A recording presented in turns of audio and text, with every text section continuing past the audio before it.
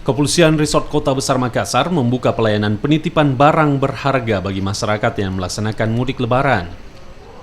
Seperti di Satuan Lalu Lintas Polrestabes Makassar di Jalan Ahmad Yani, Makassar.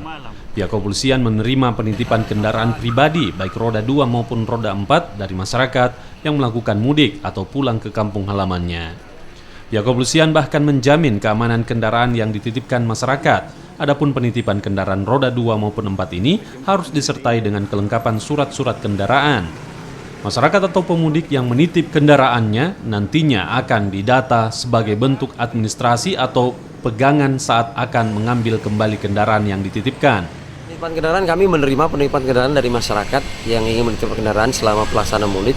Jadi Polrestabes Makassar melalui Satuan Lalu Lintas akan menerima dengan senang hati, akan menjaga kendaraan dari masyarakat yang ingin menitip kendaraannya selama masyarakat ingin melaksanakan mudik di kampung halaman. Untuk keamanannya sendiri, Komandan, seperti apa untuk ini?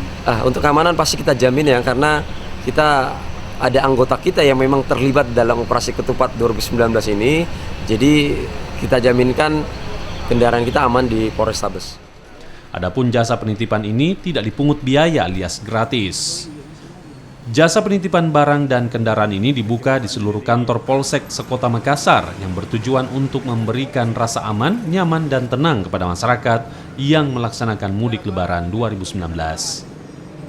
Arif Tirtana, Kompas TV Makassar.